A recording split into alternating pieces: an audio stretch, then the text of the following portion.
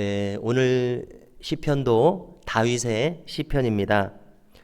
오늘 시편 앞부분을 읽으면서 바울이 말했던 바울의 자기 진술이 하나 생각났습니다. 바울은 고린도 전서 앞부분에서 자신에 대한 것을 한 가지 얘기합니다. 자신에 대해서 가타부타 다른 사람들이 판단하는 것을 그는 작게 여긴다 말한 적이 있습니다. 그리고 자기도 자기를 한번 판단해 보건대 어떤 잘못을 찾지 못한다고 말합니다. 어떤 흠도 없이 행했다고 말합니다. 그렇지만 최종적으로는 자기 스스로를 판단하지 않겠다고 말하면서 그 판단을 하나님께 맡깁니다. 고린도전서 4장 3, 4절을 찾아봤는데요. 이렇게 말합니다. 너희에게나 다른 사람에게나 판단받는 것이 내게는 매우 작은 일이라. 나도 나를 판단치 아니하노니 내가 자책할 아무것도 깨닫지 못하나 그러나 이를 인하여 의롭다함을 얻지 못하노라. 다만 나를 판단하실 이는 주시니라. 아멘. 이렇게 말합니다. 네, 우리도 마찬가지 고백이 있어야 할 것입니다. 우리 스스로도 한번 자신을 되돌아보지만 최종적인 판단은 하나님께 있을 것입니다. 그러므로 만일 타인들이 우리들에 대해서 어떤 판단을 한다고 해도 우리도 바울처럼 개의치 않고 모든 판단을 하나님께 맡기면 될 것입니다. 오늘 1절에도 보니까 다윗은 자신이 온전하게 행했다고 말합니다. 자, 이 온전함은 흠이 없는 사람이 어디 있겠습니까? 하나님을 향한 이 방향이 온전했다는 의미로 받아들여집니다. 그는 올바르게 행하고 하나님을 의지했습니다. 그리고 자신에 대한 판단을 바울처럼 여호와께 맡겼습니다.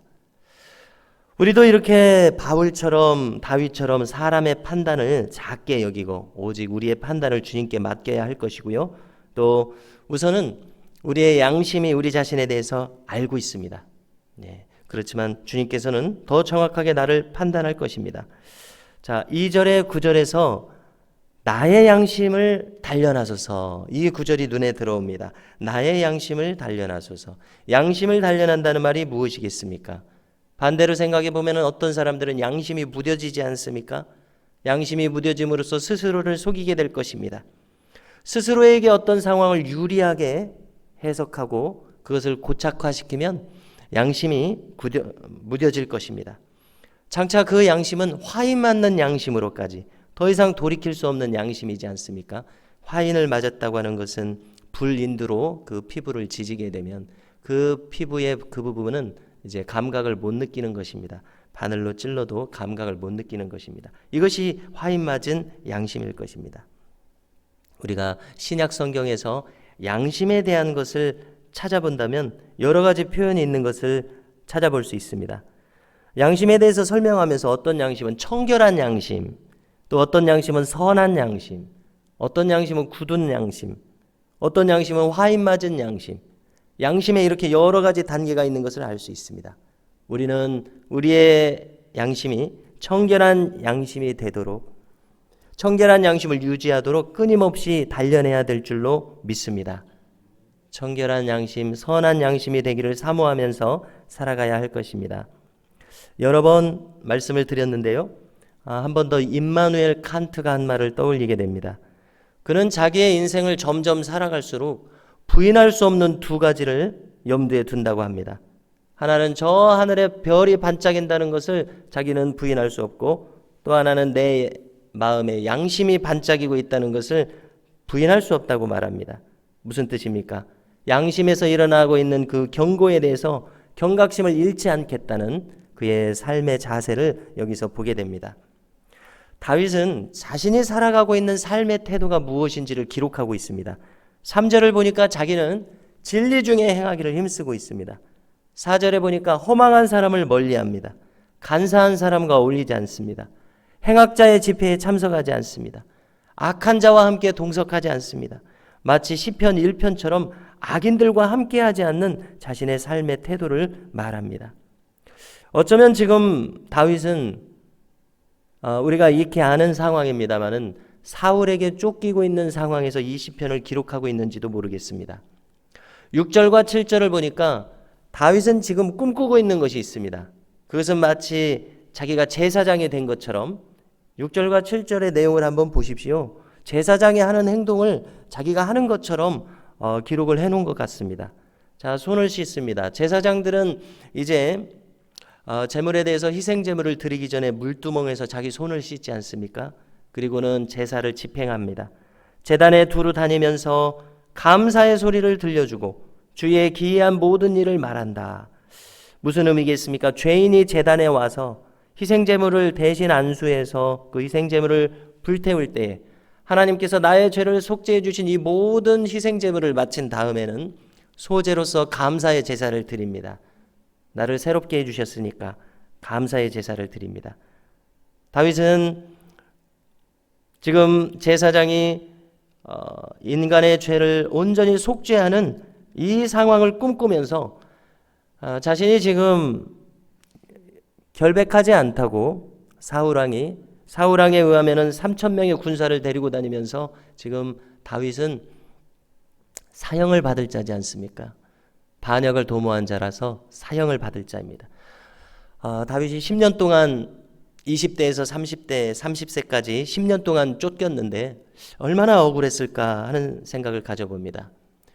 마음이 억울한 것에 덧붙여서 살아가는 온 삶이 궁핍하고 쫓기고 평안하게 잠을 잘 수 없고 여러 가지 상황들이 있었을 것입니다. 어쩌면은 사울에 대해서 원망하는 마음이 있었을는지도 모르겠습니다. 그러나 다윗의 마음을 생각해 볼 때 원망하기보다는 이렇게 하나님 앞에 의지하면서 하나님께서 이 결백을 신원해 주실 것을 구하는 마음으로 살아갔을 것이라고 생각을 하게 됩니다. 8절과 9절을 봅니다. 8절을 보니까 다윗은 성전을 사랑하고 있습니다.